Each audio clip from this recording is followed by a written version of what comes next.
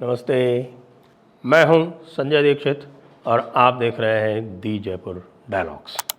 इस वीडियो को शेयर करें, लाइक करें, चैनल को सब्सक्राइब करके बेल आइकॉन दबाएं और साथ में हमें आर्थिक सहायता करके भी अनुग्रहित करते रहें। आपको ये भी बता दें कि दी जयपुर डायलॉग्स की मर्चेंडाइज में इस समय 3 नई टी शर्ट आए हैं, जिसमें शंकर भगवान की, शिवाजी महाराज की और धर्मो रक्षते रक्षिता, इन 3 थीम के साथ में है। मोदी जी ने अमेरिका में झंडे गाड़ दिए, तो भाई हमारे पास वाले पड़ोसी भिखारिस्तान या कटोरिस्तान वाले पीछे कैसे रह सकते थे।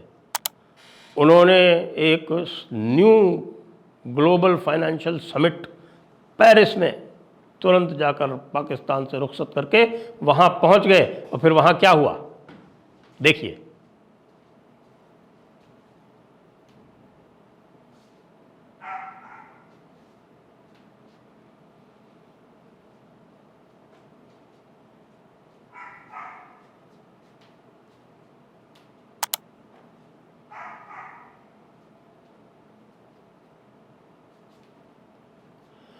पहले तो भिखारिस्तान के प्रधानमंत्री शहबाज शरीफ साहब जो थे, उन्होंने एक छाता ही चुरा लिया।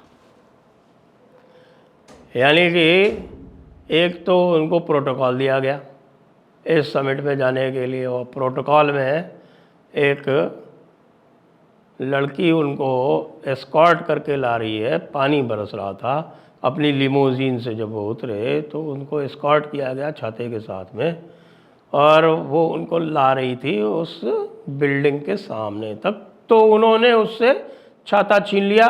वो लड़की बेचारी भीगती रही और भाई साहब अपना छाता लेके चले आए आगे तक। पता नहीं छाता उन्होंने वापस किया भी कि नहीं किया। ये तो हाल है भाई, नकल में भी अकल चाहिए। अब आपको लगा कि भाई ये देखिए क्या है कि भारत का प्रधानमंत्री जो है उसको इतना वहाँ पर रिस्पेक्ट मिल रहा है, इतना आदर मिल रहा है, इतना ऑनर मिल रहा है, इतना एजाज़ मिल रहा है, तो हम क्यों पीछे रहें। हम भी जाते हैं पेरिस। तो सबसे पहले तो छाता चुरा लिया, फिर उसके बाद जो 2 उनके फ़ोटो आई हैं वो भी देखने लायक है।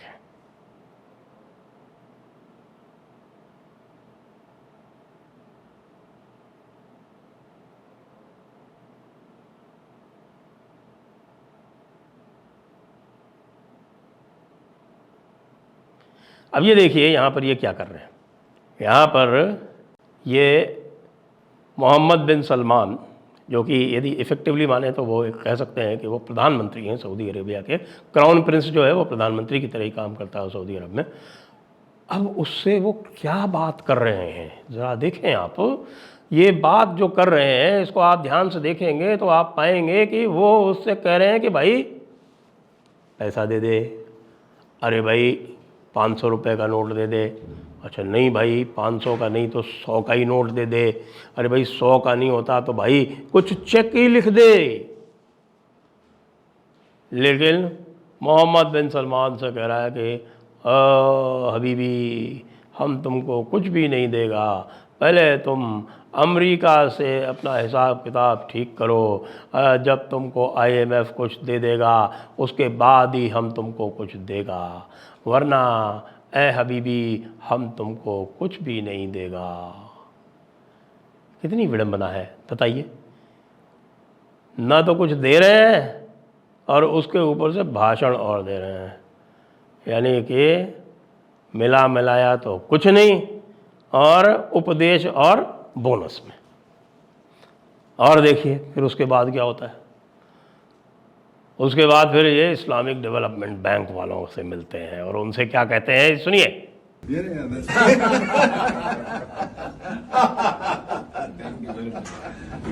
You have made my day. But keep producing it and sending it. You can't live without it. I will send you a parcel with highest quality. Thank you, thank you. Those, the longest rows. Yes. No, we, that's what we consume the most. All the best. अरे है कि हबीबी तुमने हमको देखो इतना पैसा दे दिया, अब जो है हम तुमको ऐसा करेंगे, हम तुमको आम देंगे, हम तुमको बेस्ट क्वालिटी मैंगोज़ भेजेंगे। ऐसे आपके बताएं कि ये आम के मामले में हमारे भाई पाकिस्तानी जो हैं उनको बड़ा भारी कॉम्प्लेक्स है और वो लगातार भारत से कंपटीशन करते रहते हैं। अब भाई देखो, आम का जो क्षेत्र है वो या तो दशहरी वाला है जो लखनऊ के पास मलिहाबाद वाला होता है, या फिर वो अल्फांसो वाला है, हापुस जिसको बोलते हैं, यानी वो महाराष्ट्र का जो रत्नागिरी वाला जो इलाका है उसमें कोंकण क्षेत्र में वो होता है। आम तो ये दो होते हैं, या फिर जो टैंगी वाले आम होते हैं उसके लिए फिर आप चौसा ले लीजिए, सफ़ेदा ले लीजिए, लंगड़ा ले लीजिए।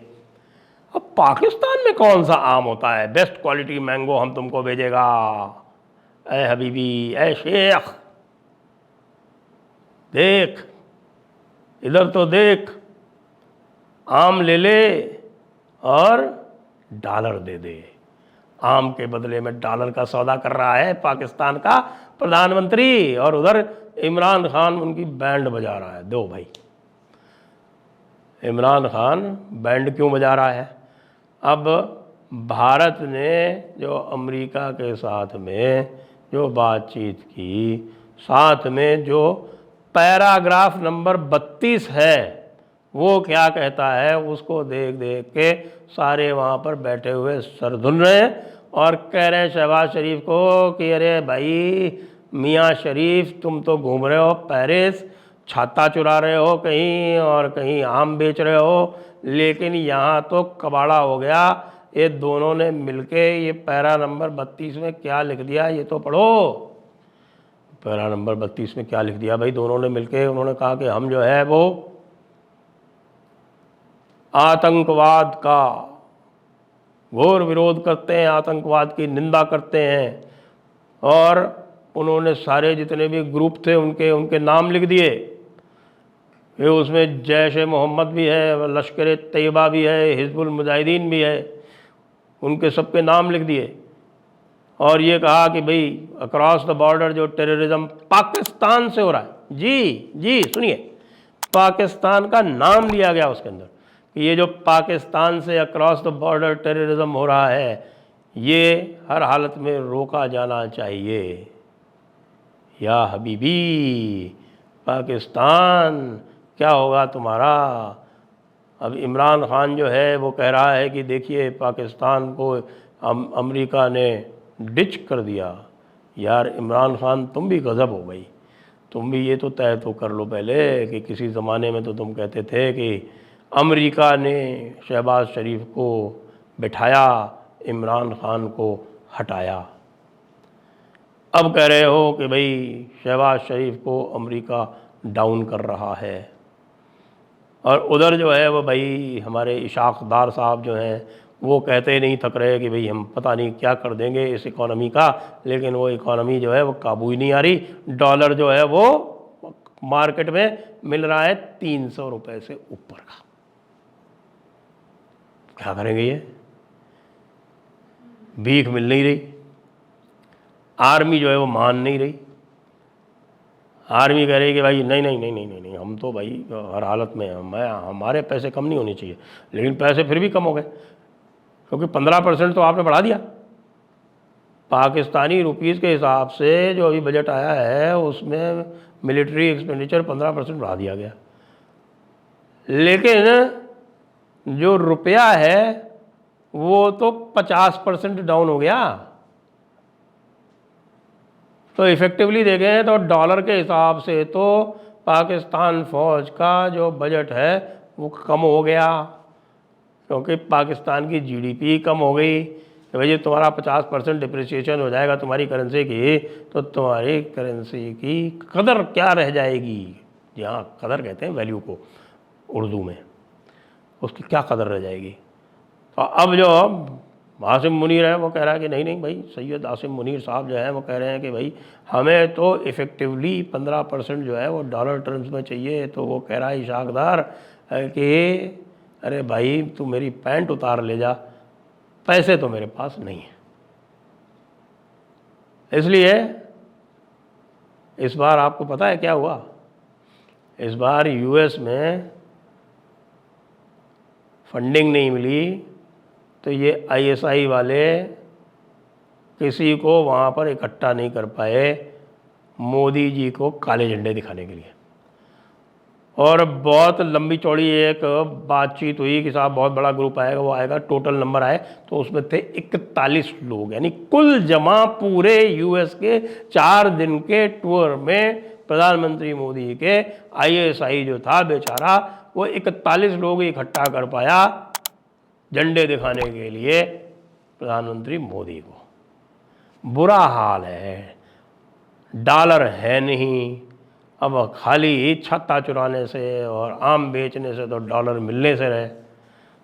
सऊदी जो है वो कुछ दे नहीं रहा, छोटा मोटा कहीं कुछ मिल जाता है। पिछले कम से कम 5 महीने से वही $4 बिलियन पे अटके हुए हैं, कोई किसी तरह का इंपोर्ट हो नहीं पा रहा है।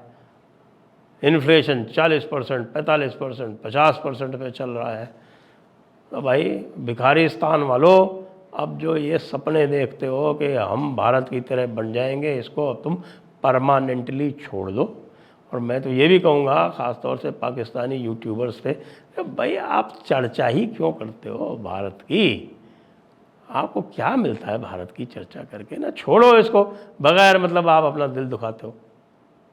दिल मत दुखाओ, चर्चा करो तो मैं बता देता हूँ किन देशों की चर्चा कर सकते हो। अफ़गानिस्तान की चर्चा कर लिया करो, उससे हो सकता है आपको दिली सुकून मिले।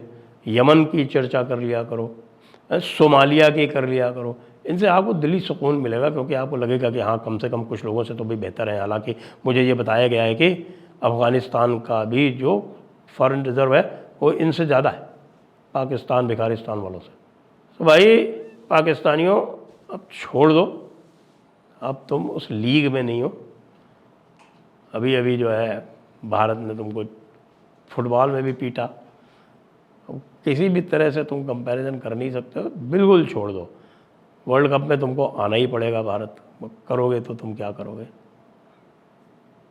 और अब तुम भी हमारे साथ लग जाओ और बोलो जय हिंद, वंदे मातरम।